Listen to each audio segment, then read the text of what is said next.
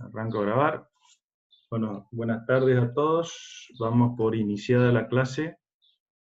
Somos 64, así que prácticamente estamos todos. Un pequeño desliz con el horario que puse de la clase, no sé por qué, pero bueno, cuestiones de la tecnología. Hoy vamos a dar la tercera clase de diseño geométrico, ya vamos a empezar a adentrarnos más en la materia. Y empezamos primero hablando un poquito de las normas, de qué es lo que está vigente, cuál es la bibliografía básica que vamos a utilizar. Yo ya les pasé eso. En principio, la que ven a la izquierda de la presentación, donde dice normas de diseño geométrico de carretera, este amarillito, este es el que está vigente. Es del año 80, es bastante antigua. Esto es una actualización de la norma original del año 60, que era la norma del diseño del ingeniero Rule, como dice acá, que el ingeniero Rule era un ingeniero que trabajaba en Vialidad Nacional y hizo un compendio de las normas, sobre todo de la AASHTO, que era la norma en ese momento americana, las tradujo y las adaptó a nuestro país. Y de esa norma se hizo una ampliación en el año 80, lo hicieron esta consultora acá que se llama Cadia Coara Leiderman. Luego, en el año 2010, se actualizó, esta norma se la actualizó en el año 2010, que es con la que nosotros estamos dando clases. Si bien todavía no está en plena vigencia, esta sí se utiliza, pero no está en plena vigencia. Están vigentes esta norma, que para el caso de caminos rurales prácticamente no hay muchas modificaciones. Y lo que tiene esta norma, por supuesto, la que estamos usando, es más moderna, está más actualizada, tiene bibliografía de otros países, así que lo que yo le pasé va a andar muy bien para estudiar la materia. También este libro es un libro base para nosotros. Este es el ingeniero Francisco Sierra, que es un ingeniero actualmente en actividad, que trabajó en la escuela de graduado de caminos de la UBA y trabajó en la UBA también como docente. Hizo la actualización de la norma esta anterior que vimos, fue uno de los ingenieros que tuvo a cargo de su actualización, y hizo esta traducción, este libro, escribió este apunte, que también es muy útil, tiene muchas cosas interesantes y que todavía son actuales, y que hizo también, como ven acá, la traducción del AASHTO, de las últimas AASHTO, digamos, publicadas generales. Después AASHTO fue publicando algunas cuestiones, algunas actualizaciones particulares. Todo el tiempo están publicando actualizaciones, ¿no? Pero bueno, el ingeniero hizo la traducción de la norma AASHTO nueva en el año 97, como dice acá. Parecen años muy atrás, pero las normativas de diseño geométrico cambian así, con esa velocidad. No son cambios muy grandes ni año a año, ¿sí? Siempre tardan algunas décadas en volver a modificarse en forma importante. No sé si alguno, Rol, y alguno me quiere decir si se está escuchando bien, se ve bien, algo me dicen, por favor. Yo no puedo saber eso. Sí, Perfecto, Tulio. Perfecto, Okay. perfecto. Gracias. Bien. Entonces, arrancamos y habíamos ya dado algunos conceptos en algún momento. ¿Qué es un camino? Es una franja de la superficie terrestre modificada por el hombre, con características y condiciones adecuadas para la circulación de vehículos, principalmente automotores. Hay que entender que el proyecto de una obra vial, a diferencia de otros proyectos de ingeniería, tiene un desarrollo sobre todo en una dirección, ¿no? En longitud, que es donde se desarrolla más, y es como dice la definición, una franja de terreno que se tiene que adaptar a la forma del terreno, y por eso la topografía y la forma del terreno, el relieve, es tan importante, y todo lo que atraviesa o por donde atraviesa. Habíamos dicho, a diferencia de otras obras de ingeniería que utilizan poca superficie de terreno y a lo mejor se se desarrollan en otras direcciones, como un edificio hacia en altura, ¿no es cierto?, en vertical. Una presa es más puntual, utiliza relativamente poca porción de terreno. La obra en sí, no digo el embalse, pero sí la obra en sí. Y la ruta es una obra de ingeniería que atraviesa una longitud, mucho terreno, o sea, se apoya en el terreno y atraviesa una gran longitud de este terreno y, por supuesto, muchas características diferentes que tiene que ir sorteando para poder llegar al objetivo. Entonces, lo que vamos a hacer básicamente con el diseño geométrico es adaptar una franja del camino que se va a llamar zona de camino. El término zona de camino incluye a una franja con un ancho determinado que tiene, según sea la importancia del camino, va a tener diferentes medidas, y dentro de esa franja, de ese ancho, a lo largo de la longitud que está previsto el proyecto, se debe desarrollar todas esas características visibles del camino que constituyen el diseño geométrico.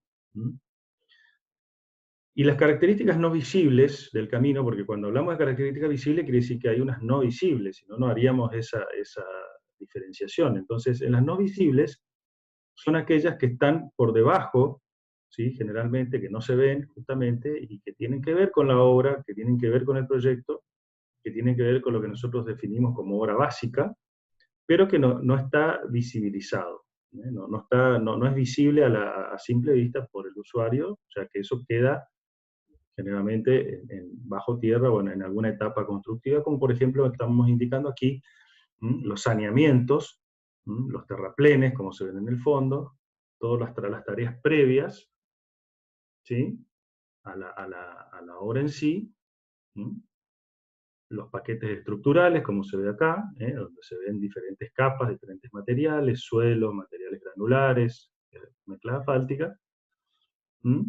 alcantarillas, que quedan enterradas, quedan debajo de la superficie, y por lo tanto no tienen visibilización, no se pueden ver, digamos, a simple vista, ya que están tapadas por otra parte de la obra.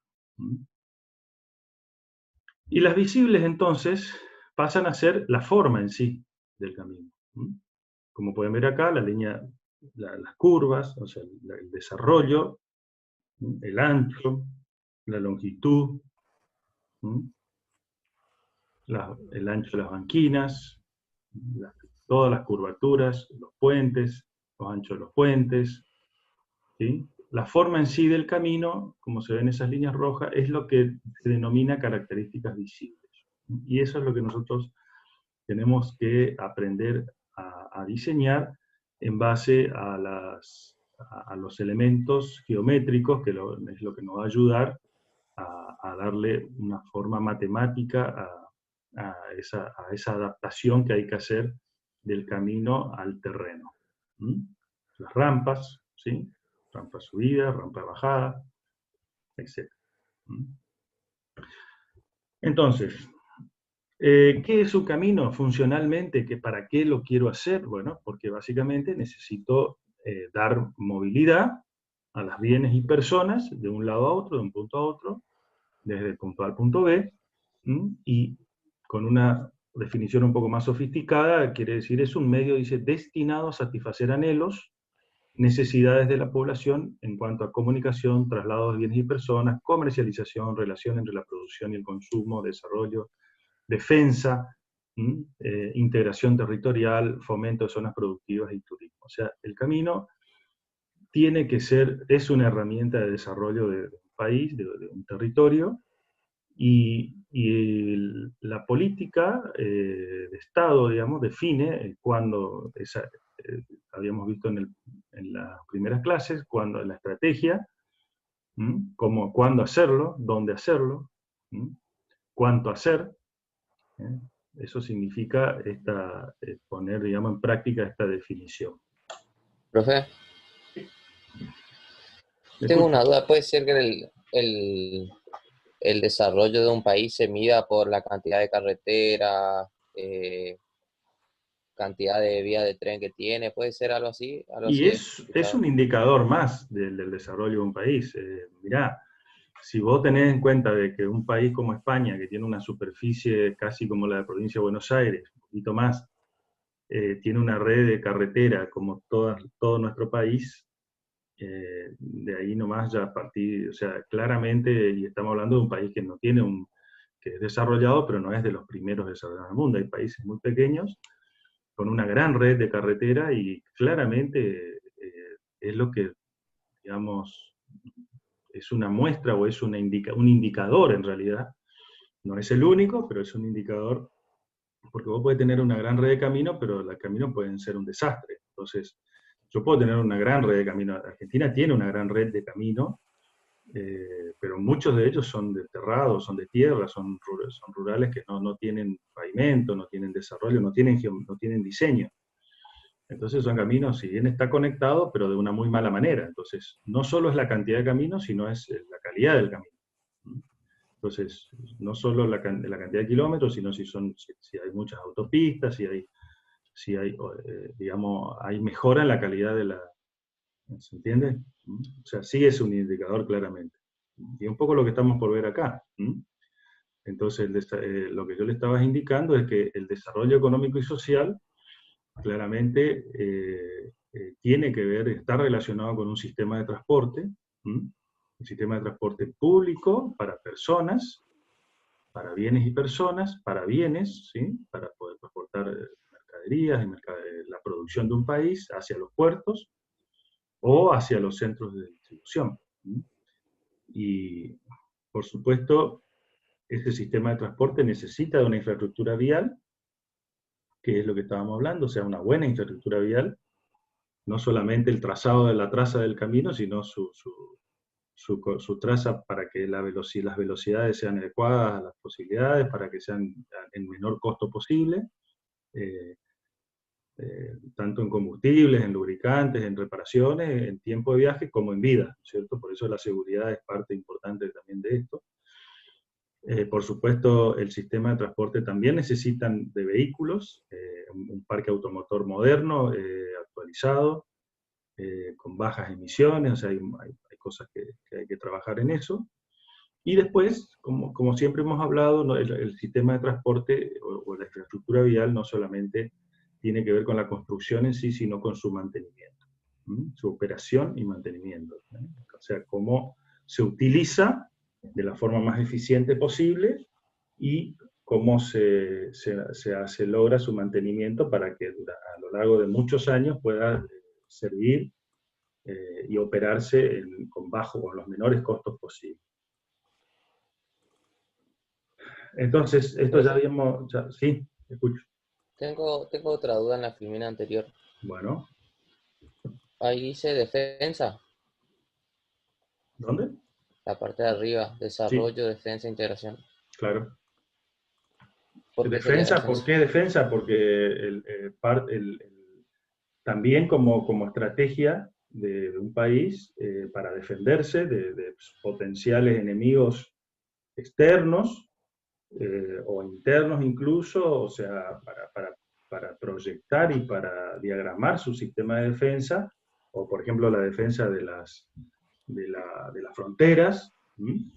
El país necesita tener una infraestructura vial que también piense en eso. Por ejemplo, hay un camino que se está desarrollando actualmente a lo largo de la frontera con Paraguay, en Formosa, contra el río Pilcomayo, que es un camino que todavía se está construyendo por etapas y que la idea es justamente que bordee y que sea una zona para poder acceder a la frontera y que las fronteras puedan ser controladas, puedan ser vigiladas. Ustedes ven lo que pasa actualmente en Salta, en todas las zonas de frontera, sobre todo si son fronteras secas, el pase de gente y de mercaderías ilegales es un problema. Y bueno, la forma de poder llegar a acceder a esos lugares es a través de los caminos. O sea, la defensa tiene que ser parte de una estrategia, digamos, de país para poder desarrollar su red vial.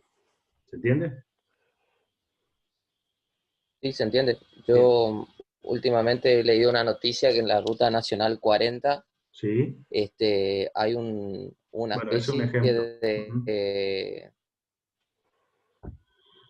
Sí, te escucho. de como de pista auxiliar, que digamos, de pista, puede ser o no. de pista de Pista auxiliar, aterrizaje. como la pista de aterrizaje, sí, en Neuquén. Y sí, sí, seguro hay sectores de la red que se pueden diseñar para eso, donde, sobre todo donde no hay aeropuertos, donde entonces se pueden utilizar para hacer aterrizajes, digamos, de emergencia, sobre todo de aviones chicos, por supuesto, no va a aterrizar un Boeing, ¿eh?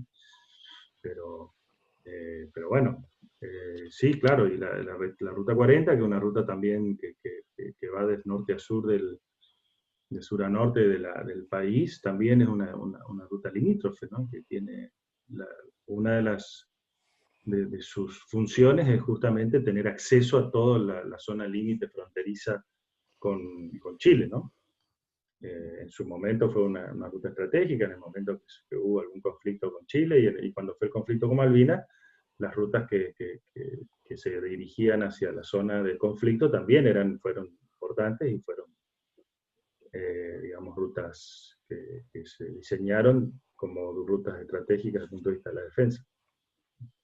De hecho, parte de la bibliografía y las formas en que nosotros diseñamos rutas y analizamos algunos temas que tienen que ver, por ejemplo, con el uso del suelo, con los suelos, etc., mucho salió del cuerpo de ingenieros de Estados Unidos, que fueron uno de los principales investigadores y promovedores digamos, de bibliografía, de productores de investigación, ¿no?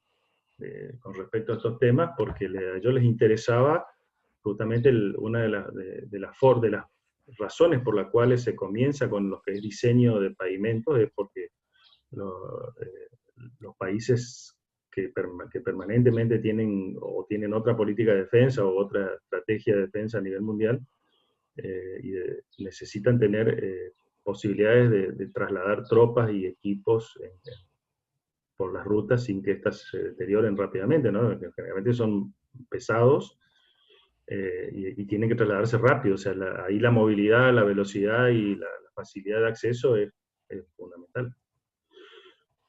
Bueno, avancemos y no vamos a quedar muy atrás. Esto ya lo vieron con Rolly en algún momento, con los componentes de nomenclatura vial, ¿no es cierto?, en una sección típica de camino, que es lo que se desarrolla en lo que es la franja o la zona de camino, ¿no?, que es esa franja de terreno que el Estado adquiere de diferentes maneras para poder desarrollar el camino. Esa zona, dentro de esa franja se tiene que construir todo esto que vemos acá, ¿sí? Que son en sí la obra básica, compuesta por los terraplenes, el alcantarillado, los drenajes, taludes, contrataludes, y los pavimentos, y todo el equipamiento que hace una ruta, como ser los sistemas de defensa, y en este caso hablo de defensa contra accidente, no defensa como estábamos hablando recién, como es el caso del ítem 15, y las señales como parte del equipamiento, se llama, de la ruta, como para completar su funcionamiento. Y acá no se ve, pero también está el señalamiento horizontal o pintura, ¿sí?, que es reflectiva para que se vean de noche y de día, se demarquen los carriles y los ejes, etc. Entonces, esto creo que ya lo vieron con el ingeniero Viaín. Repito rápidamente, esa obra básica está compuesta por los terraplenes, desmontes, desagües, alcantarillas, alambrado, etc. El eje divide al medio de la vía, no necesariamente el eje simétrico. Eso es importante, no es necesario que el eje sea simétrico a la zona de camino, sino eso se va modificando de acuerdo a la necesidad. Siempre se trata de que sea lo más simétrico posible, quizá, y a veces hubo también, digamos, una posibilidad de que se haga hacia un costado. ¿Por qué? Porque entonces se dejaba un lado libre para una segunda calzada cuando se podía duplicar, ¿sí? Entonces, a veces es interesante dejar el eje descentrado, siempre y cuando se pueda acomodar, dentro si uno lo pone descentrado hacia un costado, tiene que lograr poder acomodar todo el resto de la obra básica, sobre todo el tema de desagües, dentro de lo que le queda de espacio. Y siempre que acá no se muestra, pero acá en las zonas aledañas al borde, ¿sí? En los primeros 5 metros, generalmente contra el alambrado, se deja lo que se denomina una zona de servicio. ¿Por qué? Porque ahí van a ir todos los servicios de electricidad, conductos de gas, de agua, acueductos, todo lo que se necesite llevar, se lleva en general dentro de una zona entre el alambrado o el límite de la zona de camino y los 5 metros siguientes de ambos lados. Entonces, cuando uno desplaza el eje hacia un costado, tiene que tener en cuenta que tiene que poder acomodar después todo el resto de la obra básica, ¿sí? No es de solo desplazar para dejar espacio y después que no entre el resto. Bueno, la calzada, que es la superficie destinada a la circulación de los vehículos, en nuestro caso son 2 carriles, uno por sentido de circulación, porque se ya trata de caminos rurales de dos trochas. La banquina, que es la franja adyacente destinada al estacionamiento de vehículos accidentalmente detenidos, es para uso de emergencia y como soporte lateral de los pavimentos, o sea, de las estructuras pavimentadas, los taludes. Ingeniero, ¿Sí? ¿le puedo hacer una pregunta? ¿La banquina es siempre obligatoria? Porque, por ejemplo, en zona de montaña hay rutas donde la banquina es casi inexistente. Bueno, si vos lees el para qué sirve la banquina, yo te diría que sí, que siempre es obligatoria porque hay que tratar de darle a un vehículo que tenga algún problema de no tener que parar sobre la calzada. El problema es que a veces la economía de la obra hace que no se dispongan de banquinas porque se hacen, sobre todo cuando son de montaña, que se hacen cortes muy, muy estrechos o muy justos. Entonces, el ahorro, cuando vos pones banquinas, claramente tenés que empezar a contabilizar un espacio. Creo que acá tengo un botón para eso y estoy haciendo esto, pero bueno, cuando vos pones las banquinas, siempre el ancho, le tenés que sumar, el ancho de la zona disponible tiene que ser este, ¿no es cierto? El que suma 2 más 3 de cada lado, o el que es 5, que se llama ancho de coronamiento. Entonces, obviamente, si en lugar de ser 5 es el ítem 5 es el ítem este que está acá en el medio, o sea, solo el ancho de calzada, y yo tengo que cortar una montaña en este ancho, el volumen que me ahorro es importante. Bueno, hay caminos que son de muy bajo costo, que son quizás de penetración, se llaman, que son solamente para llevar vehículos, a veces hasta en un solo carril, de un solo sentido. Pero sí, son obligatorias. Es una estructura, es parte del diseño y parte de la estructura, y parte de un buen diseño, tener lo que se llama una buena zona de despeje lateral, que ya lo vamos a ver esto en detalle, justamente para tratar de lograr que los vehículos, hacer esos caminos que se llaman indulgentes, como lo dijimos en un principio, en las clases anteriores, donde yo le doy la oportunidad al usuario de que si tiene algún problema, tenga a dónde, digamos, de alguna manera poder realizar maniobras de regreso a la calzada o una maniobra de frenaje de emergencia y no tener que condenarlo a que si se sale de la ruta por alguna razón, el tipo se tenga que pegar contra una pared y indefectiblemente se mate. Entonces, eso no es un camino indulgente, claramente. Es un camino castigador, donde si yo cometo un error me castiga el camino. O si se me produce un accidente se me atraviesa algo en el camino y yo hago una maniobra, o se me revienta una cubierta, que no es necesariamente una mala maniobra. Pues eso sí puede ser catalogado como un accidente. Entonces sí, las banquinas hay que tratar de hacerlas siempre. Los taludes, importante en este caso, ¿por qué? Porque los taludes también son zonas donde tengo que lograr que el vehículo haga una recuperación y no tenga que necesariamente, una vez que lo pisa, volcarse, por ejemplo. Entonces los taludes es importante que se tenga, no sé, ¿para dónde va? Acá, ahí está el botón, para eso lo hice. Estos taludes es importante, después vamos a ver qué medidas tiene que tener, cómo hay que construirlos, como para que realmente también, si el vehículo sale de la calzada, sale de esta zona, tenga la posibilidad de recuperarse en el talud o de realizar una maniobra de frenado sin necesidad de tener que tumbar. Entonces, el coronamiento, bueno, comprende la calzada de la banquina, como habíamos visto, el contratalud, que es esta parte, ¿sí? Que es también, hay que diseñarla y hay que lograr que tenga determinadas, esto tiene más que ver ya con la posibilidad del material que compone el suelo, el terreno en este sector, que es el que me va a dar la posibilidad de darle una pendiente a esto. Si los suelos son muy inestables, estas pendientes no pueden ser tan empinadas y tendrán que ser más suaves, y si los suelos son más estables, como el caso de las rocas, se pueden hacer cortes más verticales y entonces ahorrar. ¿Y eso qué significa? Significa ahorro de trabajo, y al ahorrar trabajo ahorro plata. Entonces un camino, esta plata que yo a lo mejor tengo que destinar a hacer un talud, digamos que puedo a mejorarlo, hacer un talud más vertical para cortar menos y retirar menos material, yo lo puedo utilizar para hacer, a lo mejor mejorar la calidad de la calzada o hacer una calzada un poco más ancha, o sea, puedo destinarla a otra parte de la obra y no necesariamente gastarla en hacer un talud muy lindo, empinado y que me resulte cómodo y visualmente, digamos, compatible con el paisaje, pero en la realidad es que me está haciendo gastar plata que no la necesito gastar. Por eso es importante que con ratalud, hasta dónde lo puedo cortar. Siempre voy a intentar cortarlo lo más verticalmente posible que me dé el tipo de suelo. Y la zona de camino finalmente, que es el ítem 7, ahí si después lo ven, van a ver que abarca todo el ancho completo entre los límites de la franja que ha sido adquirida por el ente estatal que está por construir el camino. En el caso de caminos rurales, generalmente ronda entre 70 metros y entre 50, perdón, y 100 metros en caminos típicos.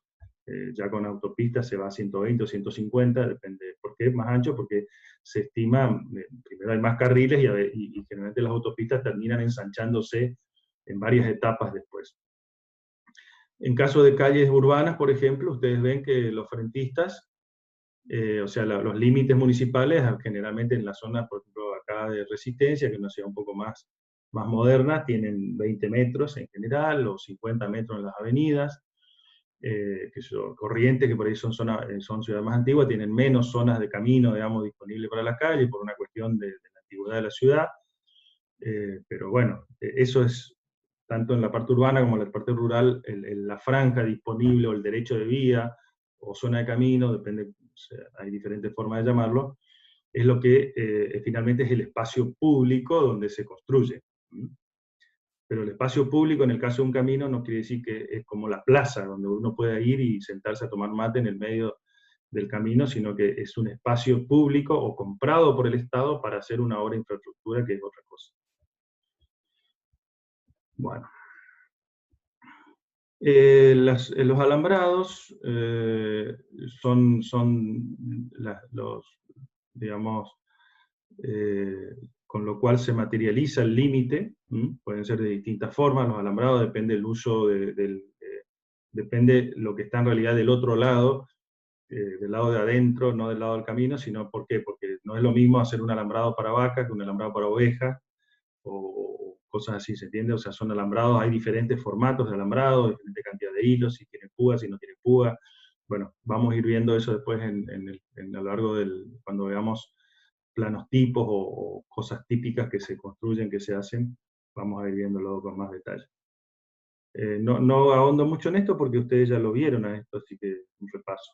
El terraplén, desmonte, ya saben lo que es, la cuneta es un canal de desagüe básicamente. Subdrenajes pueden ser elementos que son utilizados para cuando una cuneta a cielo abierto no se puede colocar, entonces se hace algún elemento que capte el agua, sobre todo cuando son aguas subterráneas, que lo capte para que el agua no llegue a superficie o no llegue a la zona cerca de los pavimentos, que es donde no quiero que el agua se me meta. Y cuneta de guardia, esos son estas cunetitas que están acá, que generalmente es para que el agua que, en estos casos donde hay un corte de talud muy profundo, como en este caso, el agua que viene por acá arriba es captada por la cuneta y es llevada longitudinalmente a otro punto de descarga y lo saco a algún curso o algún lugar donde pueda descargar lo que se llama cuerpo receptor del agua, ¿no? Eso se llama cuneta de guardia, que no es lo mismo que la cuneta lateral típica como la que figura acá. Bueno, Estructura de pavimento, elementos de seguridad, son barandas flexibles o rígidas o diferentes elementos de seguridad que vayamos viendo. El señalamiento, todo lo que es carteles, pueden ser, actualmente también se usan los carteles inteligentes, que son esos de mensajería variable, como hay en el puente acá Chaco Corrientes, señales luminosas, semáforos, delineadores, pinturas, señalamiento horizontal, y algunas otras definiciones como, que quería darle, como por ejemplo de la obra básica, base de asiento, que es la superficie del terreno natural compactado previo al retiro de la capa de suelo orgánico si existiera. ¿Qué es eso? Es, la base de asiento es, por ejemplo, este terraplén se apoya acá, en esta línea de punto. Bueno, la base de asiento es esa línea de punto una vez que se retira todo lo que es material orgánico y se compacta, y entonces sobre esa base se pone el terraplén. A eso le llamamos base de asiento generalmente. Son términos que vamos a ir utilizando, que ustedes lo van a ir escuchando seguido a nosotros. La subrasante, que es la superficie en que apoya la estructura del pavimento, es la que está inmediatamente debajo, ¿sí? Es del suelo natural o el suelo aportado en el terraplén, ya sea roca o suelo, lo que sea, pero no es pavimento, sino que lo que está inmediatamente debajo del pavimento, eso se llama subrasante.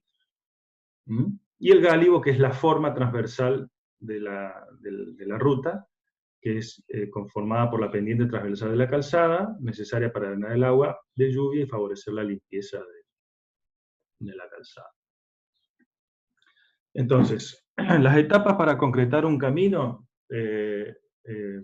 digamos, en principio tiene que ver con satisfacer una demanda creciente, ¿no es cierto?, de necesidad de comunicarse. Eso puede haber nuevos caminos o mejoras de caminos existentes.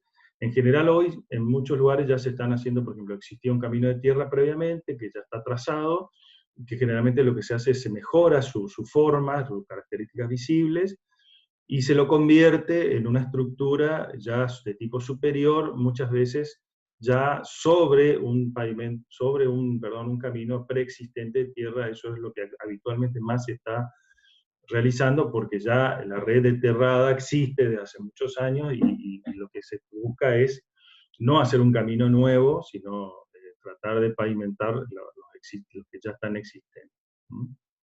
Por supuesto responde a una, como dice ahí, una política pública vial, una cuestión tenemos que ver en principio, una vez que hay que satisfacer una demanda, y una segunda etapa que es la planificación, el presupuesto y la financiación, o sea, cómo vamos a hacer camino, con qué lo vamos a financiar, con qué lo vamos a pagar.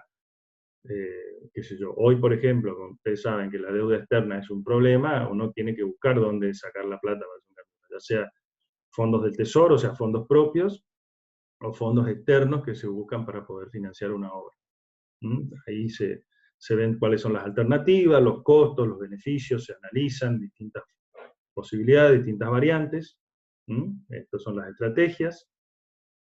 Y se pasa a la etapa de proyecto, que es la que nosotros finalmente es donde intervenimos. En ese proyecto hay un proceso donde intervienen distintos tipos de profesionales, ingenieros hidráulicos, especialistas en geotécnicos, especialistas en materiales, etc. Hay ambientalistas, hay muchos rubros que pueden participar de la primera etapa de un proyecto. Después viene una etapa donde hay que relevar el terreno para ver la forma que tiene ese terreno, para poder después hacer justamente lo que tenemos que hacer, que es el diseño y darle la forma final a nuestro camino. La elaboración de un proyecto ejecutivo, ¿sí?, donde finalmente esa forma se va a traducir en planos y en documentación técnica que nos va a decir cómo hacerlo, el camino, y dar todos los datos y las medidas, dimensiones, materiales, especificaciones técnicas, etc. Y finalmente los pliegos licitatorios, que una vez que se termina un proyecto, hay que hacer un pliego donde realmente es un documento donde legalmente se arma el proceso licitatorio, donde después se hace una contratación para que un tercero ejecute la obra, ¿sí?, y nos entregue la obra ya operativa.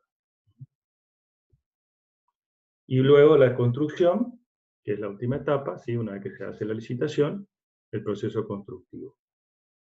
Y por último, la operación y mantenimiento, que es donde intervienen generalmente las reparticiones viales de distintas órdenes, como ser nacional, provincial o municipal, que se encargan de, a través de distintos sistemas o por administración, se llama, o sea, con recursos propios y personal propio y equipo propio, realizar el mantenimiento de las vías para que esa vida útil con la cual uno la diseñó se pueda cumplir en el tiempo y prolongarla incluso hasta esperar la mejora o esperar la próxima etapa de inversión.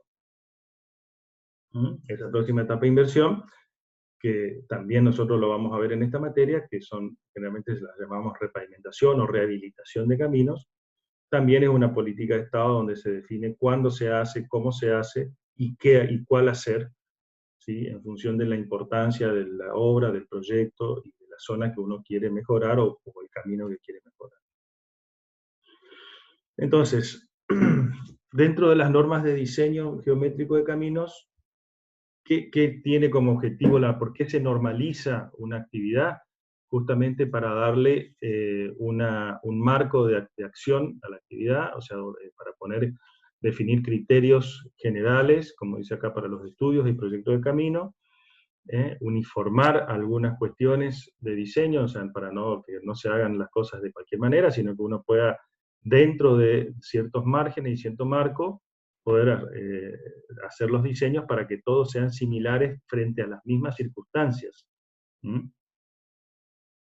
Entonces, fomentar el diseño y construcción de caminos seguros, eso es otra de las actividades que tenemos que desarrollar con la normativa y con nuestra actividad.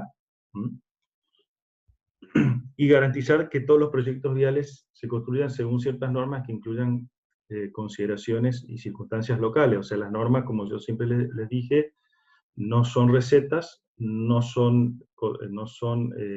hay que usarlas con anteojeras, sino hay que usarlas como una apoyatura técnica dentro de la cual nos tendremos que manejar para que las cosas se hagan similarmente en todo el país, se puedan construir caminos que cumplan su objetivo frente a la mismo tipo de demanda. Bueno, la norma también define cuáles son los documentos técnicos que están relacionados con un diseño geométrico. Bueno, seguimos hablando más de lo mismo, o sea, proporcionar que los caminos tengan niveles adecuados de eficiencia, movilidad, seguridad, economía, y adaptar cada diseño. Bueno, importante para empezar a diseñar es tener en cuenta que un camino moderno, como dice el énfasis, debe estar puesto en la seguridad. Eso no hay ninguna duda, más que en la economía. Eso no quiere decir que hagamos caminos caros para que sean siempre 100% seguros, sino que tratemos de balancear, de hacer un camino, como decía la definición, más o menos seguro, pero dentro de las normas, que cumpla las normas y que a la vez sea el más económicamente posible, pero que la economía no esté dada en una circunstancia como esta que muestro acá, donde hacemos un diseño, acá no se ve por qué, se ve una recta, pero al final de la recta hay una curva. Y la curva está realmente mal diseñada, o mejor dicho, no adecuada a nuestros tiempos y no adaptada a nuestros vehículos. Entonces, la adaptación que hizo la repartición es poner un cartel que diga curva peligrosa. O sea, yo no tengo que poner el cartel que diga curva peligrosa. Tengo que tratar de que la curva no sea peligrosa y tratar de construirla para eso. Entonces, no sirve que yo haga un mal diseño y después ponga un cartel que diga, ojo, que lo diseñé mal y te podés matar. Entonces, como dice esta definición que tiene el manual, dice, los errores en el diseño geométrico causan temprana obsolescencia del camino, o sea, lo dejan fuera de servicio rápidamente, con la consiguiente pérdida de parte o todo el capital invertido. O sea, al final quise ahorrar por un lado, pero después termino perdiendo mucho por otro, que se suman, dice, a las pérdidas causadas por accidentes. O sea, pierde actualidad el camino, pierde funcionalidad, y a su vez ese costo que pierdo lo tengo que sumar al costo de la vida de las vidas y de las pérdidas materiales originadas por los accidentes. Entonces, dentro de los conceptos básicos, dice, esto ya lo habíamos visto, que el camino relaciona a través del proyecto de todas sus características visibles con la ley del movimiento, los vehículos y el conductor. Eso ya lo habíamos visto. El alineamiento, como se ve en la imagen acá, esto es una foto exagerada y claramente no tiene que ser un modelo ni un ejemplo para ustedes, por favor. O sea, esto es lo que no hay que hacer. Pero sí muestra claramente que la forma del camino se tiene que adaptar al terreno natural. Esto es una exageración, es una sobreactuación de eso. Pero en definitiva es un problema en 3 dimensiones el alineamiento. En una dimensión longitudinal, una dimensión transversal y una dirección vertical.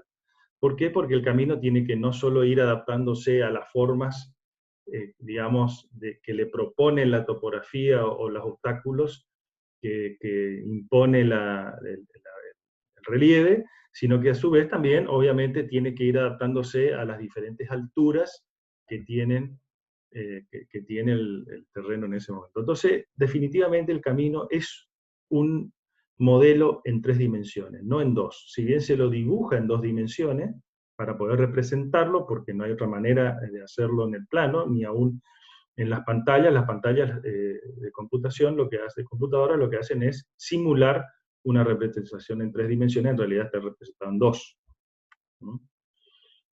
Entonces, esa representación de 3D en 2 se hace a través de lo que se denomina el alineamiento horizontal, que es la planta, es lo que vemos como una foto desde arriba, y un alineamiento vertical, que es como un corte acá a lo largo de esta línea amarilla, como si yo cortara el terreno verticalmente, le sacara un pedazo y veo cómo se ve esto de costado, ¿sí? Eso sería el alineamiento vertical. Después aparecen entonces un concepto que se llama progresivas. Esas progresivas es a lo largo del alineamiento horizontal, ¿sí? Son puntos que me van indicando la posición, ¿sí? O como si yo voy recorriendo el camino, lo voy recorriendo y cada tantos metros, por ejemplo en general son cada 100 metros o cada 1000 metros, tengo una progresiva, lo que se denomina un punto de referencia del alineamiento horizontal. ¿Cómo se indican? De esta manera, o 12 más 300, esto quiere decir que es la progresiva 12.000, o 12 kilómetros más 300 metros, o simplemente 12.300 metros. Esto es para que vayamos viendo cuál es el lenguaje y el léxico que vamos a utilizar después en el diseño. Entonces, ¿qué es un proyecto vertical finalmente? Un proyecto en 3D. Es un proyecto que se desarrolla en el espacio en 3 ejes, ¿sí?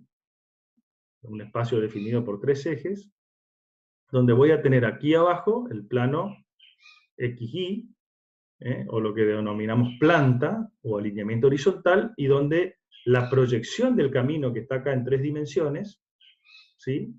Define una línea, ¿sí? En general acá se la muestra en forma genérica, como si fuera una línea curvada, ¿sí? Pero en realidad estas curvas van a ser una sucesión de rectas y curvas, después en mi diseño. Y en vertical, lo que decíamos como alineamiento vertical es justamente la forma de este camino proyectada en el plano vertical, o como si yo cortara con un plano vertical, y lo que veo son estas líneas de puntos que se llaman cotas, que es la que me van a definir respecto a un plano de comparación, que en este caso puede ser XY. Voy a ver, la cota va a ser la medida de la vertical entre el plano de comparación y el punto real de ubicación del 3D del camino. ¿Se entiende lo que es la cota, no? Profe, a mí me quedó una duda. Vale. ¿Las progresivas se miden en planta? ¿Sería acá? Esto 1, 2, 3. alineamiento horizontal? Esto, 1, 2, 3, 4, 5, 6 son las progresivas. ¿Se entiende? O sea, no es la distancia real, sino la vista horizontal. En realidad, claro, en realidad es la distancia, es la vista horizontal, es la proyección horizontal, digamos, ¿no? Claro. Pero lo que pasa es que después vos vas a ir midiendo eso, en la realidad lo vas midiendo sobre el 3D. ¿sí? Hay una cierta deformación del terreno y un cierto error, digamos, entre la proyección y el 3D. ¿eh? Lo que vos terminás midiendo en la realidad es el 3D. Midiendo sobre el terreno real, digamos, ¿no es cierto? Bueno, un poco acá está indicado cómo se miden las progresivas en el horizontal y en el vertical, porque el vertical también va a tener sus progresivas, ¿sí? Las progresivas también van a tener su correspondencia, su correspondiente cota. O sea, en definitiva la progresiva termina siendo una línea de referencia que une la proyección vertical con la horizontal para poder saber dónde estamos parados en todo momento, que esa es la idea, ¿no? Es un sistema de representación, o es un sistema de ubicación. Actualmente, uno puede decir, bueno, yo por ahí no, esto era un sistema que se implementó cuando no existía el geoposicionamiento global, o sea, no existía un GPS para decir dónde estoy parado en 3D. Era un sistema que me permitía a mí con una cinta y con los aparatos ópticos poder establecer una ubicación con precisión. La precisión que exige un camino, que no es milimétrica, por supuesto, ¿no? Es centimétrica, ¿no? O sea, yo no necesito tener una precisión milimétrica por donde estoy parado en un camino, o sea, no es una obra de precisión. Pero sí tener un cierto margen con un cierto margen de error, saber dónde estoy parado. ¿Cómo se materializan las progresivas generalmente después, una vez que está construido el camino? Con los mojones kilométricos, como se ven acá, que en general, no siempre responden a la misma cantidad de metros o de kilómetros que están indicando las progresivas. Después le voy a explicar por qué le digo en general y no siempre termina sucediendo. Pero en definitiva esto ustedes lo habrán visto en muchas rutas cuando circulan, es una banderita, antes era un mojón de hormigón, se dejó de hacer de hormigón porque es muy agresivo si se produce un impacto de un vehículo contra el mojón, era muy agresivo, entonces se sacó eso y se puso una banderita que es un palito, ¿no es cierto?, de muy pocas dimensiones, de una madera de 1,5 pulgadas por 1,5 pulgadas, de 60 centímetros de alto y una banderita de metal con la plaquita de metal con una chapa con el número puesto y la ruta.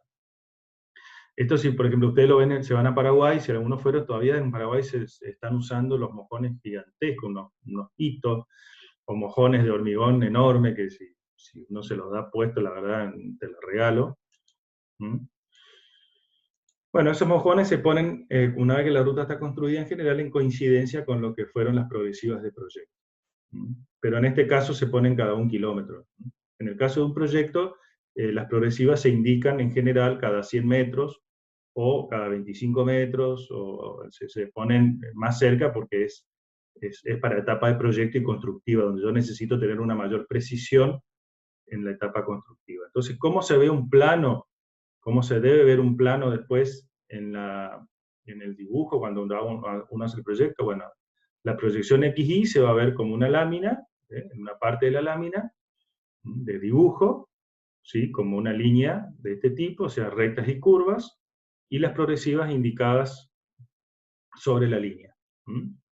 Y en el caso de la altimetría se va a ver la línea del eje como cortado, o sea, como un corte con un plano que pasa por el eje, y se van a observar las cotas proyectadas sobre el plano, en este caso ZX, por ejemplo, donde yo proyecto la cota en vertical, entre la línea del eje y las progresivas son las mismas para ambos casos, porque esto me permite a mí vincular estas dos cosas, ¿sí? O sea, entonces cuando yo sé que cuando estoy parado en la altimetría o en el plano vertical aquí, estoy parado en este punto en el plano XY. ¿Se entiende? Ese es un problema simple de geometría, digamos, donde yo necesito tener un sistema de referencia bueno, todo esto hoy está suplantado de alguna manera por el sistema de geoposicionamiento global, porque yo puedo de cada uno de estos puntos saber exactamente el X y Z, cuando me paro con un GPS de precisión y puedo establecer exactamente a partir del satélite dónde estoy parado y en qué punto estoy, y ya no necesito un sistema de progresivado, pero se sigue utilizando porque es muy útil, porque no siempre tenemos un GPS disponible y necesito seguir teniendo una forma más, digamos, terrenal de ubicarme sin depender de los satélites. Bueno, les muestro algunos ejemplos de lo que significa el diseño o el diseño visible, la forma de un camino que puede adquirir un camino. Por ejemplo, en este caso, es un camino de montaña, siempre tratamos de mostrar casos exagerados porque entonces se puede visualizar bien, pero fíjense, esta pendiente, ¿cómo es salvada? No es salvada con un camino que viene derecho de acá hasta acá, sino que es salvada con un camino que va siguiendo la forma de la montaña, pega la curva, sigue bajando, pega la curva, sigue bajando, entonces voy bajando tratando de seguir la forma de la montaña, pero de darle a las pendientes valores que puedan ser tolerados por los vehículos que circulan, ¿sí? Que pueden ser subidos o bajados por los vehículos que circulan.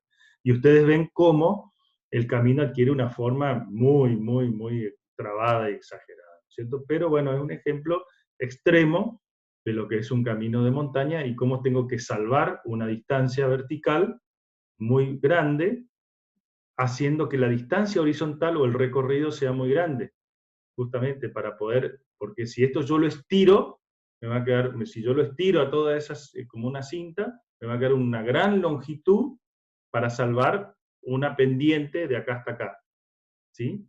Eso quiere decir que la pendiente general del camino termina siendo suave, porque en realidad la distribuí a lo largo de todos estos zigzags que fui haciendo. Distinto es un camino de montaña, de llanura, por eso es que les quiero mostrar esto, donde acá el relieve no me condiciona en nada la forma, y sí me condiciona a algunos obstáculos o algunas situaciones que por ahí tengo que desviar, porque no las puedo pasar por arriba. Puede ser un curso de agua, puede ser un cuerpo de agua cualquiera, un pueblo, una ciudad, un sitio histórico, un árbol único y irrepetible que no se puede voltear, qué sé yo, cualquier cosa que no me permita, digamos, seguir derecho, tengo que pegar una curva. O porque le quiero dar una forma determinada para evitar grandes longitudes de rectas que son perjudiciales a la hora de manejar. Entonces acá se pueden ver dos situaciones en un terreno llano. Una gran curva, no una pequeña curva, no pequeñas curvas como en este caso, sino grandes curvaturas. No hay pendientes que salvar, y grandes o largas rectas, como se puede ver acá. ¿Se entiende? O sea, la diferencia extrema entre un diseño de montaña y un diseño de, ¿cómo es? De llanura. Bueno, yo no sé, Rolly, son las 4. Hola, Rolly. Sí, dale, te escucho. Yo tenía esta filmina para hoy, por ahí resultó un poco escasa porque no quería extenderme mucho por el tiempo.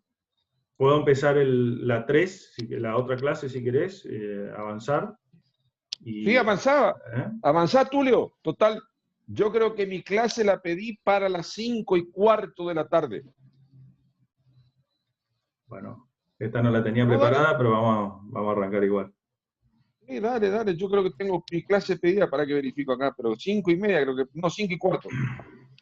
Bueno, una vez que salimos de lo que es una explicación general de lo que va a ser lo que es diseño geométrico, vamos a entrar y meternos de lleno en lo que es trazado.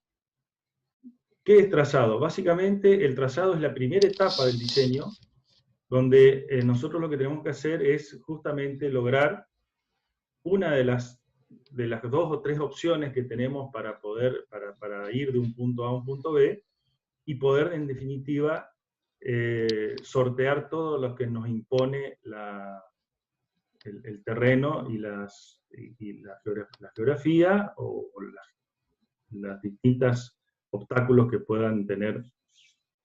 Ahora, yo para hacer un camino necesito hacer una primera etapa, que son los estudios previos, ¿sí? Todo lo que tengo que ver, que son detalladamente tengo que estudiar el terreno, tengo que estudiar los materiales, tengo que estudiar la zona para poder determinar. No sé qué es lo que hay en el fondo, alguien tiene el micrófono ahí. ¿Qué es eso? Para que lo miro. A veces puede ser que alguno tiene un teléfono muy cerca de la computadora y se meten esas señales. Bueno, parece que se fue. Bueno, dentro de los estudios previos asociados a un proyecto vial, tengo que estudiar el terreno, o sea, la topografía, la forma del terreno. Y tengo que usar un sistema de referencia, de referenciación, de localización, para poder, de alguna manera, tener un único sistema de cómo ubicarme dónde estoy parado, sino porque yo puedo estar, si no, parado en el medio de la nada y no sé en qué lugar estoy. Entonces, necesito un sistema de referencia, un sistema que me permita, lo que se dice, atarme a otro punto y decir, bueno, yo estoy parado acá en este punto, pero sé que estoy a una cierta distancia de un punto conocido. Y no solo cierta distancia, sino que mi terreno, o en este lugar donde estoy parado, tiene un cierto nivel o una cierta cota respecto a otro punto conocido. Eso se llama sistema de referenciación, de dónde, a dónde tengo que mirar para saber dónde estoy parado. Por otro lado, tengo que hacer el estudio geotécnico y de materiales. O sea, no solo tengo que saber la forma del terreno, sino saber cómo voy a construir, con qué materiales voy a contar después para poder para poder construir el camino, para proyectarlo. Y para eso tengo que hacer la geotecnia de la traza, o sea, del lugar donde elegí que voy a hacer ese camino. Tengo que estudiar los suelos, tengo que estudiar en profundidad los suelos hacia abajo, o sea, qué es lo que puedo encontrar, qué materiales me sirven, cuáles no me descartar, qué no me sirve, y ver de dónde voy a sacar si necesito más material, como ser el caso de yacimientos. Esos yacimientos pueden ser de suelos, de rocas, de materiales pétreos, o algún otro material que voy a necesitar, que en este caso no hay mucho más, pero vamos a suponer, si pongo una fábrica de cemento, ahí al pie de la obra, y ahí es donde saco la caliza para ese cemento. No es el caso, pero quiero decir, en general son suelos y áridos, o piedras, para construir mi camino, que son la mayoría de los materiales que voy a utilizar. Y por otro lado, de acuerdo a dónde voy a estar, dónde voy a proyectar mi camino, tengo que hacer esto que es muy importante, estudiar los materiales comerciales, o sea, lo que voy a comprar en algún lugar, tengo que saber dónde lo voy a comprar y sobre todo cuánto lo tengo que transportar, porque ahí va a estar el tema de la importancia de la distancia a la que está ubicado. Puede ser que esté ubicado, el mejor material esté ubicado demasiado lejos y por lo tanto sea inconveniente desde el punto de vista económico, entonces tengo que trabajar con materiales locales de menor calidad, pero quizás tenga que proponer algún sistema de estabilización, como ustedes ya vieron, como son los suelos cal, por ejemplo, o alguna situación que tenga que... Y en estos estudios de geotecnia intervienen lo que ustedes están viendo ahora, como la clasificación de suelos, evaluar las constantes físicas, evaluar el grado de compactación que se puede alcanzar, el valor soporte que pueda tener un material, si hablamos de materiales no asfálticos, o materiales que no tengan que ver con el pavimento, y después tendré que evaluar los materiales que voy a usar para el pavimento, ya sea asfáltico o en el caso de hormigones, si me conviene. Bueno, todo eso hay que estudiarlo previamente, porque yo tengo que saber cómo voy a construir. Y por otro lado, el otro estudio básico importante que me va a condicionar y mucho, sobre todo en terrenos por ahí llanos, donde la hidrografía es muy importante, como el caso de Chaco, el caso de algunos lugares de corriente, tengo que hacer el estudio de la hidrología y de la hidrogeomorfología, o sea, todo lo que tenga que ver con el sistema de lluvias, el clima, las cuencas, los caudales que se generan, por dónde pasan, cuánto pasa de agua, qué tipo de estructuras tendré que hacer, si son suelos que son erosionables, si tienen que hacer estructuras que tengan que ver con sistemas de control de erosión, etc. Hay muchas cosas que tienen que ver con la parte hidráulica en los estudios previos. Entonces, estos son los estudios básicamente que tengo que hacer antes de iniciar el diseño geométrico en sí. Entonces empecemos con el primer punto, que es la topografía, ¿sí? Donde la topografía, el relevamiento consiste en levantar y graficar todos los elementos de interés para un proyecto ubicado en principio sobre lo posible zona de camino o en zonas aledañas en base a un sistema de coordenadas. ¿Qué significa esto? Que tendría que hacer un relevamiento topográfico, como ustedes ya vieron en la materia, donde tengo que hacer un barrido, ¿sí? de todos los puntos relevantes del terreno para que me logren dar la forma que tiene ese terreno, no solo en el ancho de la zona de camino que voy de la franja, sino un poco más allá. Generalmente se estudia hasta 100 metros a cada lado del eje, de lo que va a ser el futuro camino, para lograr tener información que me permita tener alguna información adicional que me permita saber, tomar algunas decisiones que después, imagínense que una vez que ustedes hacen el relevamiento de campo, es con lo único que van a contar para poder hacer el diseño, lo hagan por computadora o lo hagan a mano, es con lo único que van a contar. Y lo que no relevaron en esa campaña de topografía, después es muy difícil volver a ir al campo porque es caro, porque es una tarea de las más caras que tiene el diseño,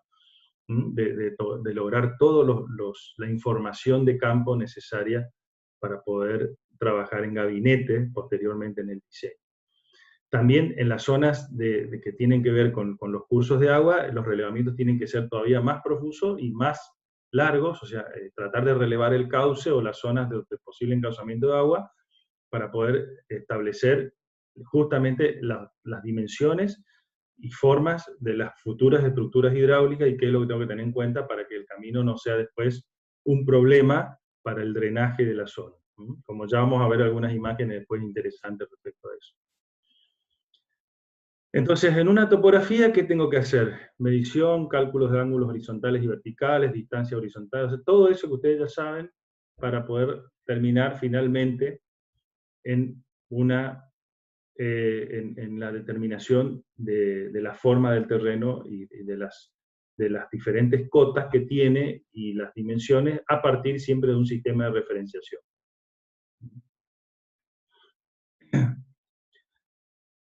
Hay diferentes tipos de técnicas de topografía. Por un lado están los levantamientos topográficos de campo, que es lo que se hace yendo a pata, con el equipo al hombro y caminando y haciendo todo el relevamiento, ya sea con un GPS, con una estación total o con un nivel o con un teodolito que no se usa más, pero nivel, GPS y estación total siempre son necesarios para un relevamiento completo y de precisión. Los GPS funcionan en determinadas condiciones, con determinadas precisiones, las estaciones totales lo mismo, y los niveles son más simples pero más precisos para algunas determinaciones concretas. Por otro lado, existe la percepción remota, que se hace a través también de los GPS, o incluso hay distintos sistemas de GPS hoy de relevamientos sofisticados, que no siempre están al alcance y tienen costos muy altos. Y por otro lado, el diseño gráfico por computadora, que es una asistencia fundamental hoy en día para poder todos esos trabajos que se relevan de campo, ya sea por un método y por otro, o por otro, tienen que terminar en definitiva, en general terminan en un sistema, siendo los datos, ¿sí?, que alimentan un sistema de diseño por computadora, o un sistema CAD. ¿Sí? Que hay varios en el mercado, los más conocidos son el CivilCAD, Altera, el Cartomap, etc. Hay algunos otros menos conocidos, pero que se utilizan para hacer el diseño y que toman los datos del relevamiento topográfico. ¿Qué se termina haciendo con ese relevamiento? Bueno, algo así. Esto es una franja de terreno, ¿sí? La franja de terreno relevada, fíjense, esta tiene distintos anchos, no necesariamente el ancho que va a tener el camino finalmente, que es a lo mejor esta línea roja punteada que se ve acá, es la franja de la zona de camino, pero yo hice un estudio topográfico de una franja más ancha, porque necesito saber qué pasa con el terreno circundante para poder finalmente establecer cuál es la posición final. Y esto, que es una ampliación de un pedacito de para qué es estos puntitos negros que se ven. En realidad, estos puntitos negros son los puntos que yo relevé en el campo, que me permitió construir después esta malla que se ve acá en color anaranjado, que son las curvas de nivel, ¿sí? O son las líneas que unen puntos de igual cota, que se llaman curvas de nivel, y que finalmente terminan siendo las que a mí me van dando la pauta de la forma del terreno.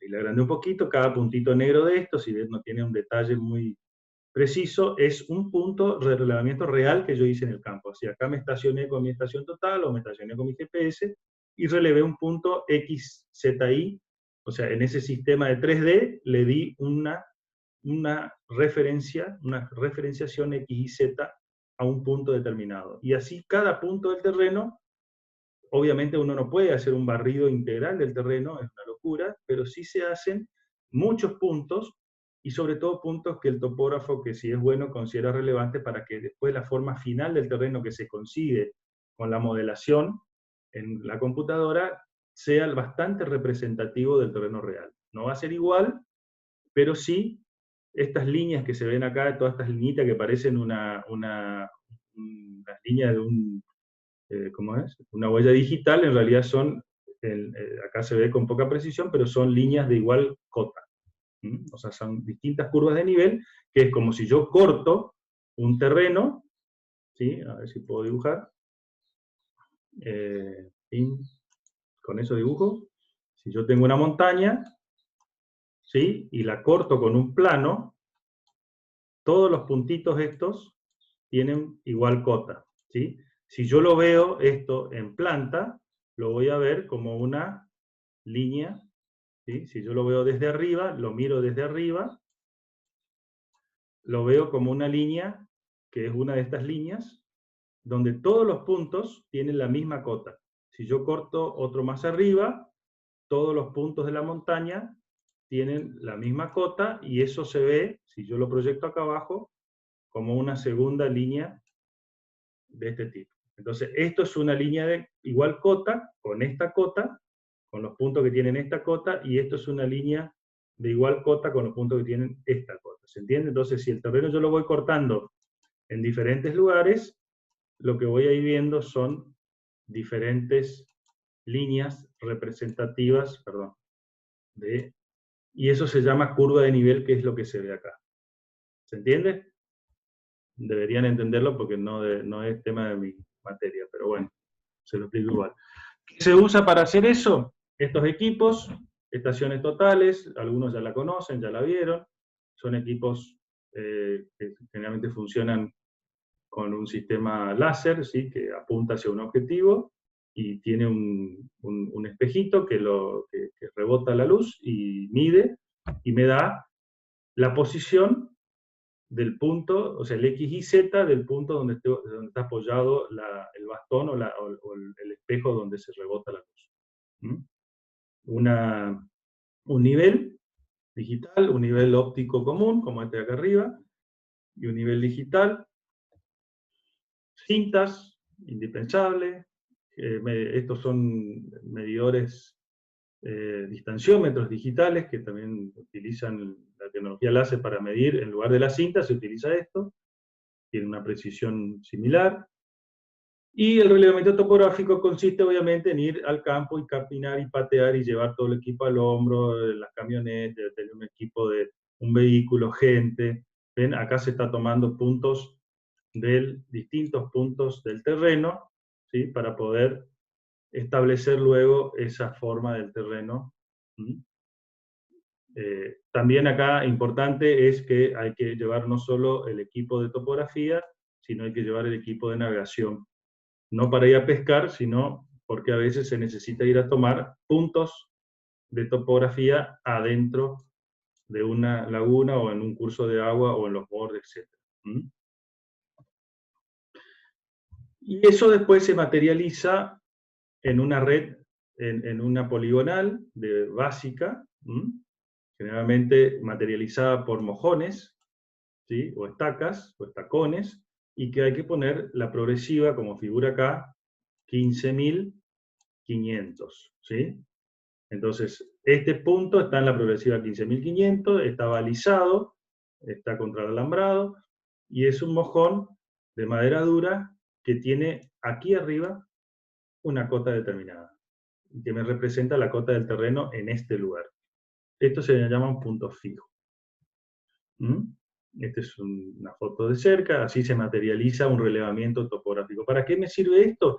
Bueno, este es el sistema de referenciación que yo les hablaba al principio. Sobre estos puntos fijos, que tienen un X, un Y, un Y y un Z, cada uno de estos tiene un X y un Z, yo me puedo apoyar después cualquier punto del terreno acá. Si yo apoyo un nivel y digo, mido este punto en el terreno y digo, ese punto tiene respecto a este, está ubicado a tantos X, a tantos Y y a tantos Z de este. Entonces yo puedo saber en cualquier lado del terreno, si tengo un punto fijo, qué cota tiene. Si yo esto obviamente tiene que tener una cota conocida, lo que se llama una monografía. O sea, tengo que conocer el X y Z de este punto para después poder conocer cualquier X y Z del punto circundante. Eso es, el anterior lo puse yo en un estudio topográfico que hice para una traza. En esto que se ven acá, en general, son los puntos que existen del Instituto Geográfico, anterior Instituto Geográfico Militar, hoy Instituto Geográfico Nacional, IGN, o distintos redes de puntos fijos que existen, y sobre los cuales esos puntos que tienen cota también tienen X, Y y Z conocido respecto a algún sistema de referenciación, como en este caso el campo Ichauspe. Esto sigue siendo topografía, me estoy metiendo en algunas cuestiones, pero lo deben conocer. Pero esto tiene un X y Z, cada uno de estos puntos, que me permiten también conocer cualquier punto del terreno en cualquier lugar respecto a este. Y esto que ustedes ven acá es un jaloncito que está puesto ahí, o una mira para poder establecer exactamente la cota de este puntito acá, este elemento metálico, ¿sí? Que es una semiesfera metálica que está con una placa de bronce en un mamotreto de hormigón. No sé si acá ven, esto es de hormigón, y esto de abajo también es de hormigón. O sea que es una cosa que está fija en el terreno, inamovible, y por eso se llama punto fijo. Y la diferencia es que esto tiene una monografía, se la conoce, y uno puede establecer a través de un sistema de referencia, que es el que usamos nosotros, generalmente se usan esto, se puede establecer a lo largo de todo el país, como se ve acá, hay una red de esos puntos, como se ve acá abajo, ese es un mojón, que está situado, dice, datum del sistema Campo Ichauspe 69, situado en la provincia de Buenos Aires, bla, bla, bla, y esto tiene una posición y un XYZ preciso. Entonces uno puede, a partir de ahí, establecer un sistema de referencia para poder hacer una medición en cualquier lado. Esto es importante que lo sepan ustedes como proyectistas, ¿sí? Porque ustedes como proyectistas no solamente tienen que saber hacer el dibujito y hacer la curvita, sino que tienen que saber cómo lo están haciendo, dónde lo están haciendo, y dónde están, en todo tiempo tienen que estar muy bien, digamos, en conocimiento de dónde están parados dentro del territorio nacional, que es donde ustedes están trabajando. He visto muchos proyectistas que no saben dónde están parados, por eso les digo. Muchos chicos jóvenes recién recibidos que no tienen ni idea. Les puedo contar muchas anécdotas, tristes anécdotas de cosas de profesionales que no saben cómo pararse o cómo referenciar un proyecto. Yo no quiero que ustedes... Julio, sí. Una consultita rápida porque viene a esto, suma. Eso sería cuando vos, por ejemplo, tomás una altura respecto del nivel del mar, vos estás referenciando respecto a eso, así sería. Estos sistemas, como ves acá en esta, vas a ver que hay diferentes sistemas de referenciación en el país, algunos coexistentes, algunos se usan más que otros, pero en definitiva todos toman algo de referencia. El nivel del mar se tomaba como referencia antiguamente, digamos, como una referencia casi inamovible, lo cual en realidad no es cierto, porque vos tenés digamos, el nivel del mar también se modifica, no es que no cambie. Pero es una referencia que te permite decir, bueno, ese es un plano medianamente estable que permite referenciar después todos los terrenos que están por sobre la superficie del mar, porque son los que te interesan en definitiva para hacer caminos, ¿no es cierto? A nosotros no nos interesan los que están por debajo del mar, pero sí nos interesa como una medida de saber a qué altitud estamos de respecto a un nivel cero, que sería el nivel del mar. Pero la realidad es que la mayor precisión de dónde estamos parados ya hoy no la da el nivel del mar, sino la georreferenciación a través de satélites, ¿no es cierto?, donde nos permite saber con mucho más precisión y independientemente del mar, del nivel del mar que tenga en ese momento, dónde estoy parado respecto en cada momento. Entonces, hoy por hoy, todos los sistemas de referencia, aún los más antiguos como este que se ve acá, están georreferenciados ya con un GPS. Por eso era la foto acá, se ve un navegador simple, como este, pero en realidad esto también da el X y Z con bastante precisión, y si yo utilizo una estación total lo puedo conseguir con precisión milimétrica. Entonces, hay diferentes sistemas de referenciación que coexisten, ¿no? Hay algunos más, digamos, más modernos y actuales que otros. Y, por ejemplo, este último que estamos mirando acá, el RAMSAT, ¿no es cierto?, que son, por ahí los topógrafos me van a retar, pero no, me estoy metiendo en algunas cuestiones, pero, digamos, son por ahí los más modernos, pero son redes menos, ustedes ven acá el país, donde están indicados dónde están los hitos, o los lugares donde están los mojones, donde me puedo atar o prender para poder ahí relacionar otros relevamientos, no son tan profusos. Por eso hay algunas redes que están más profusas que otras, o sea, tienen más cantidad de puntos de referencia que otras, y por lo tanto me permite a mí tener más precisiones. Si no en el caso que donde hay lugares donde hay pocas redes, pocos puntos, es más imprecisa la determinación. Acá hay otro formato de nodal, fíjense cómo está protegido y cómo está indicado, casi como un monumento, pero en realidad es eso. Hay que vigilarlo, cuidarlo y que no se mueva, porque si se mueve, se me mueve la referencia. Y esto que se ve acá abajo es una monografía típica de un nodal como este, donde acá no se ve con mucha claridad, pero se ve, ustedes después lo pueden agrandar, se va a ver cómo está el nudo, tiene a su vez referenciado a otras cosas existentes para poder ubicarlo, o balizarlo se llama. Entonces yo para poder ubicar este punto sé que está a tanta distancia de aquel arbolito, a tanta distancia de este cordón, si era preexistente, y así uno puede establecer dónde está ubicado para encontrarlo, porque cuando uno agarra la monografía, en principio no sabe dónde está, necesita una dirección. Mira, esto está en la calle tal y calle tal, como está acá, en la plaza tal. Entonces te vas y buscas, te vas a la plaza, no encontrás. Decís, mira, está en la esquina noroeste de la plaza. Bueno, me voy hasta la esquina noroeste. Y después miro para todos lados y no sé dónde está. Fíjate un arbolito así, o un monumento así, y a triangular, y vas a ver que ahí lo encontrás. Y ahí lo vas a encontrar en un punto. Eso significa una monografía y una balización, o un balizamiento del punto. ¿Sí? Hoy por hoy, ¿qué tenemos? Tenemos un GPS como este, a mí me dan de este punto, en la monografía me dicen, tiene latitud, longitud, tal. Y yo me voy con el GPS y lo voy buscando. Yo le pongo, y tengo incluso los más modernos, tienen una alarma donde directamente te indican cuándo y cómo llegar. ¿Sí? Y los actuales GPS de los vehículos te dicen, agarre por acá, vaya por allá y va a llegar.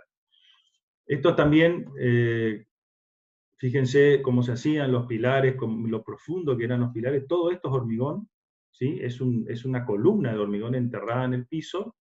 No veo acá la profundidad, pero tenían más de 1 metro. Y este mamotreto es lo que se veía en la foto, fíjense que la forma es la misma, termina en ese tetoncito de metal que veíamos, y que es finalmente la cota. Este es el punto que finalmente tiene el X, el Y y el Z acá. Y eso tiene una, como dice acá, nivelación de alta precisión, una longitud latitud y longitud precisa y una cota precisa para encontrarlo y a partir de ahí establecer cualquier relevamiento. Estas son las placas como las que vimos en la foto, que se ponían, fíjese que dice Ejército Argentino todavía, o sea, son de esa época, porque era el ejército el que hacía este tipo de cosas. Ojo, ¿esto cómo se iban? Se iban a caballo y a pata, iban con machete, y iban abriendo picadas y partían de un punto único, han partido de un punto específico en Buenos Aires, y a partir de ahí se fueron diseminando a lo largo de todo el país, y armando, y fueron poniendo estos hitos, o estas cosas, en distintos lugares, todas referenciadas una respecto a la primera, todas referenciadas una respecto a otra. Un laburo enorme, de años, y miles de horas hombres, y mucha gente que habrá quedado en el camino para hacer esto, porque se tenían que internar en el monte, y en el medio de subir montaña y todo, porque se ponían en todos lados. Este es otro modelo, en este caso, con una estación remota, como es el GPS, ¿sí? Pero también el modelo es el mismo, esto es más moderno, esto es una red geodésica, con información ya directamente de geográfica, o sea, de coordenada geográfica, donde también es un mojón de hormigón, con un punto exacto, preciso, con medidas precisas, donde se instala el GPS arriba, ¿sí? Y se puede establecer a partir de este punto. Entonces, este GPS, que es la estación fija, está conectada con el otro GPS que es móvil, y que uno va, digamos, con la otra estación móvil, uno se va poniendo en distintos lugares del terreno, y ese móvil se conecta con este, y este le va diciendo, estás en tal lugar, estás en tal lugar. Y a su vez, el GPS que yo tengo también se conecta con el satélite. Pero ese tiene una cierta precisión. Este le da, por eso se llama de doble red, de doble digamos, son GPS geodésicos que tiene doble, ¿cómo se llama? Doble frecuencia. Doble frecuencia, no me sale. RTK. Claro, que te permite en tiempo real saber con doble frecuencia dónde estás ubicado y con un postproceso al milímetro. Al milímetro. Tanto en X, en Y como en Z te permite saber dónde estás. Es importante conocer todas las herramientas que se tienen para hacer proyectos, porque de ahí surge lo que después se hace el proyectista en gabinete. Y en gabinete, como yo les dije, uno puede hacer un buen diseño, ser un excelente diseñador, pero los datos ser una porquería. Y si los datos son una porquería, porque el tipo que me hizo el relevamiento me relevó una porquería, mi proyecto va a ser una porquería. ¿Qué significa eso? Que yo a la computadora le doy de comer y come lo que yo le doy, no me está diciendo, che, ojo que estás cometiendo un error. La computadora no sabe que yo estoy cometiendo un error, si yo ya el error lo cometí en el campo cuando fui a hacer el relevamiento. Por eso es importante, y el relevamiento no lo hace el ingeniero proyectista, el relevamiento lo hace un topógrafo, o un agrimensor, o otro profesional que trabaja en el campo y que me trae los datos y en el cual yo tengo que confiar plenamente. Es decir, este tipo me trajo buenos datos, entonces yo puedo alimentar bien mi sistema, mi software, y puedo hacer un buen proyecto. Si no, puedo hacer cualquier cosa. Cuando me voy a querer replantear mi proyecto, que era maravilloso, estaba todo dibujadito, delicadito, y está perfecto, y lo voy a replantear y resulta que no me coincide nada. Cuando me voy a poner el primer punto, estaba en el medio del patio de la señora, en lugar de estar en donde tenía que estar.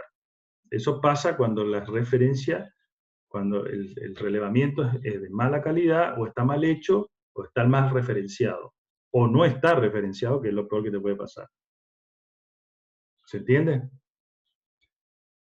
Después hay distintos tipos. Bueno, acá es lo que estábamos hablando recién, ¿no es cierto? La estación móvil, estas son las móviles.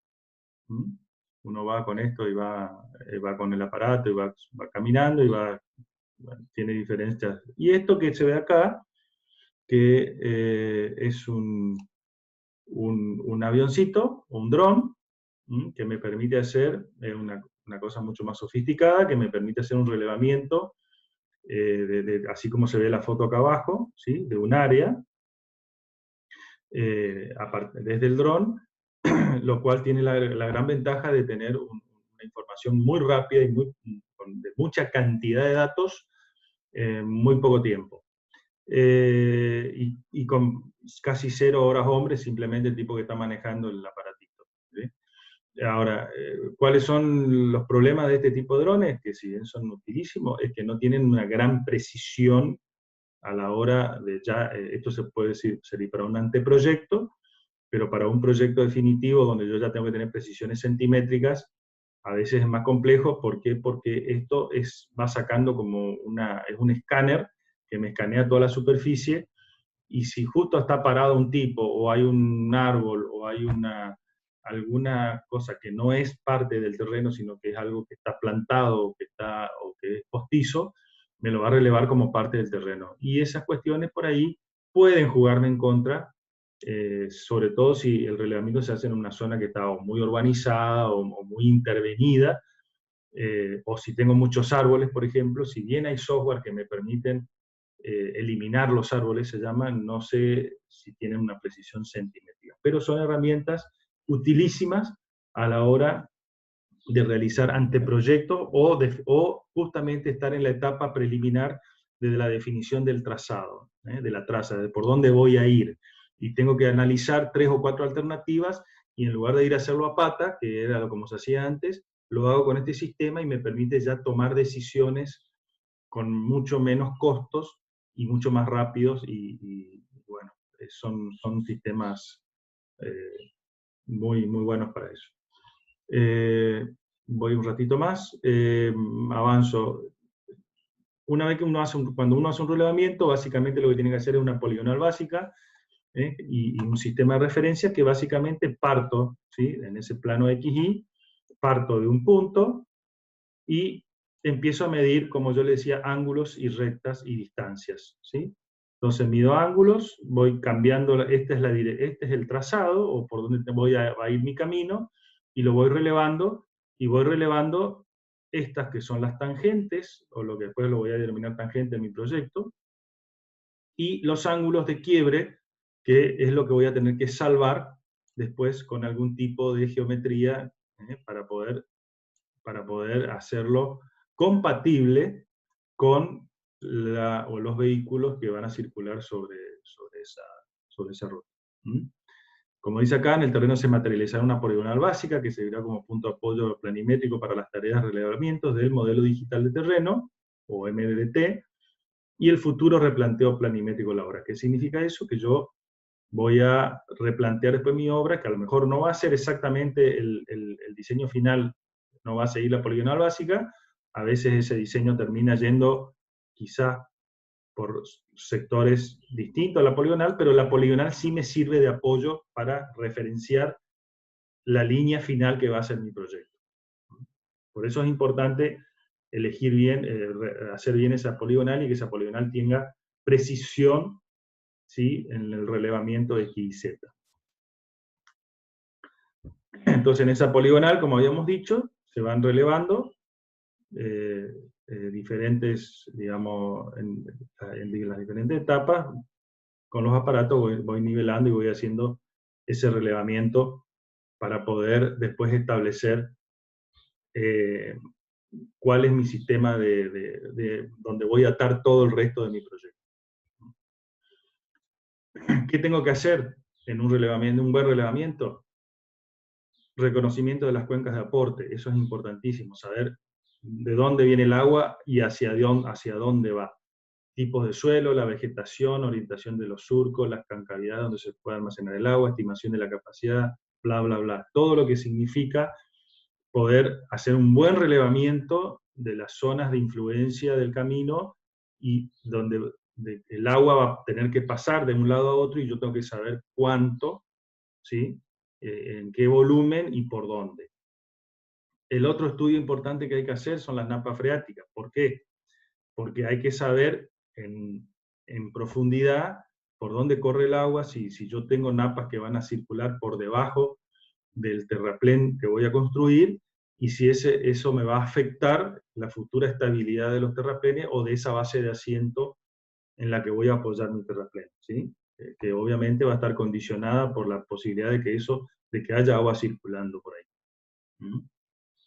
También es importante recabar todos los datos que puedan de los vecinos de la zona. O sea, Cuando uno va recorriendo esa franja, si hay vecinos, si hay dueños de campo, uno le va preguntando y va anotando, hay que hacer una libretita de campo, donde uno va preguntando, bueno, ¿qué pasó?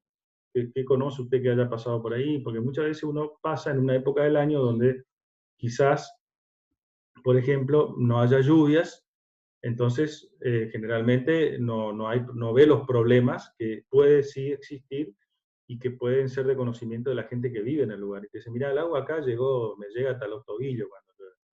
Ah, entonces ya un dato, quiere decir que quizá ahora lo veo seco, pero cuando llueve esa zona es plana, es baja o es una concavidad que acumula agua en determinados momentos y se va.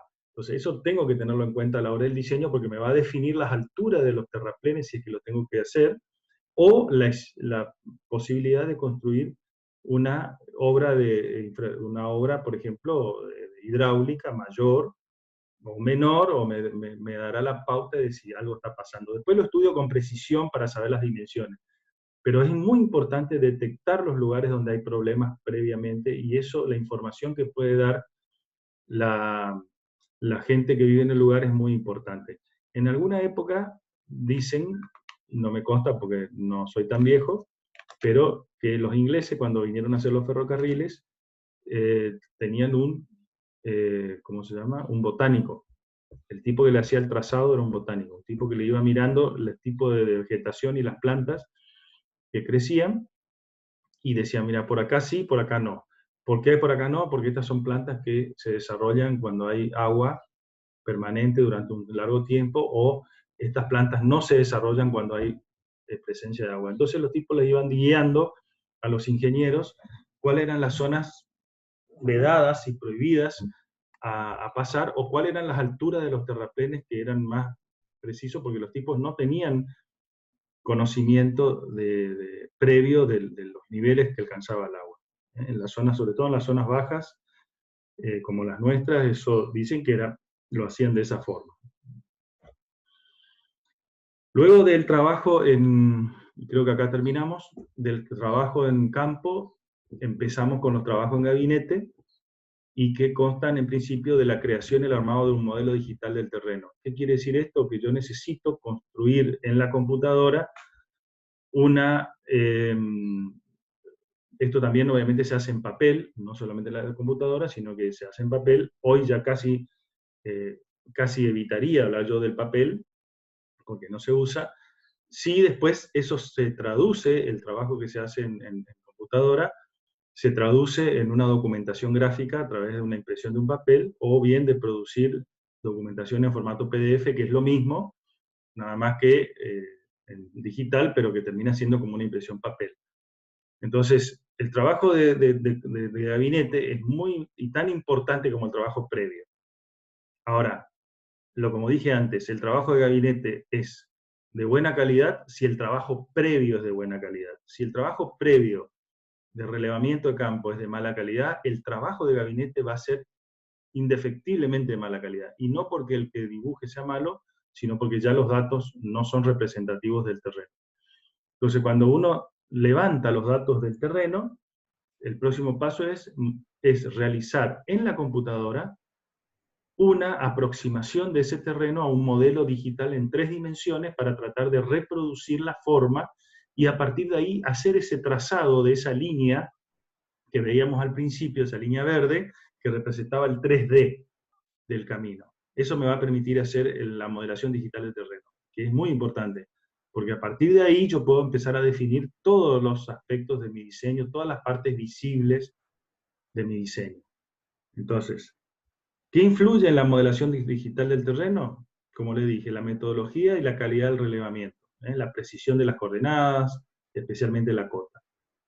La cantidad y la correcta distribución de los puntos relevados en el terreno para obtener un modelo representativo. O sea, no es necesario hacer una millonada de puntos si eso después no me va a representar el terreno, y tampoco es válido hacer poquitos puntos que no me representen la real forma, porque el problema en el modelo digital es que yo tengo puntos aislados que después un programa de computadora trata de saber qué pasa en el medio, ¿sí? Con un sistema de triangulación me permite establecer cotas del terreno aproximadas, de tal forma que me dé una forma final del terreno lo más cercana a la realidad. Ahora, si yo puse puntos muy separados unos de otros y después en el medio no puse nada, la computadora me tira una recta entre un punto y otro. Entonces no sabe qué pasa en el medio. Si yo no le doy un dato en el medio que me diga, ojo que acá el terreno se levanta o se hunde un poco, entonces la computadora no me lo toma y por lo tanto me lo pasa de largo y ahí empieza a tener errores que en general, si no son de mucha magnitud, no representan grandes problemas, pero si son errores de gran magnitud, obviamente me pueden hacer meter la pata en grande, ¿sí? Y evaluar un proyecto muy mal. Creo que son y 45. No sé, Rolly, si cree que siga un poquito más. No, ahí está. Ya está bien, Bueno, Tulio. Déjale descansar. Acá lo único que le muestro es finalmente cuál es el resultado de un modelo digital de terreno, ¿sí? Nada más como para que cerrar un poquito el concepto. Esto que se ve acá, que parece un papel arrugado, surge de un relevamiento, ¿sí? Entonces, fíjense, estos son montañitas, valles, ¿sí? Acá se ve, bueno, la forma que tenga esto, la fidelidad que pueda tener esto con la realidad, depende de esa calidad de relevamiento. Esto, que es el modelo digital de terreno que se ve en una computadora, tal cual, como lo ven acá, en plano, se ve como se ve acá arriba, donde cada una de estas líneas acá que ustedes pueden ver es lo que yo le dibujé hoy. Esto es una montaña cortada en distintos planos y se ven cuando el color es más oscuro, es la parte más alta de la montaña, por eso el circulito, el representativo de las cotas es más chiquitito, y a medida que bajo la montaña se va agrandando, porque la base de la montaña se va agrandando hacia abajo. Entonces, esto que se ve acá en marrón es una montaña donde la parte de la base de la montaña y los valles son la parte verde, y esto va subiendo hacia la parte más oscura, que es donde se cierra el circulito, que es la punta de la montaña. Imagínense una pirámide, si yo la corto desde la base hasta la punta, en diferentes planos horizontales, ustedes van a ir viendo diferentes cuadrados, ¿sí? Cada vez, digamos, casi concéntrico o concéntrico, depende de cómo es la pirámide, ¿sí? Donde van a ver la base grande, un cuadrado grande, y a medida que se acercan a la punta, van a ir viendo cuadraditos más chicos, pero todo siempre uno concéntrico, como si fuera uno adentro de otro. Eso es un poco lo que se ve acá, ¿sí? Que es el corte de este terreno, como se ve acá, ¿sí? Este terreno, si yo le hago un plano así, uno de estos planos, de igual cota, representa una de estas líneas que se llaman curvas de nivel. Este es el resultado final de un relevamiento de campo y un modelo digital de terreno. Importante para poder, después sobre esto, diseñar mi traza de camino y poder llevar, digamos, el camino de un punto a otro con lo que las normas de diseño me dan como herramientas para poder hacer trazado. Bueno, cerramos acá entonces. O capa. Nos vemos más tarde. Ok. Tulio. Bueno. Tulio. Sí, señor. Sí, no, rápido nomás. Esta clase vos la vas a subir después, ¿no? Para poder bajarla en papel y obviamente grabarla, ¿no? Sí, en principio supongo estaba grabando. Dice, sí, de tener la grabación. Perfecto, sí, estaba. El tema sería tenerlo en papel nada más. Sí. La clase yo ya la subí. Esta no la subí todavía, subí la anterior. Esta digo. Esta la mando ahora por WhatsApp. Y así Perfecto. La tienen en el Power, y la grabación, ni bien la tenga, la van a tener. Muchas gracias. Listo, ok. Hasta luego. Gracias a todos.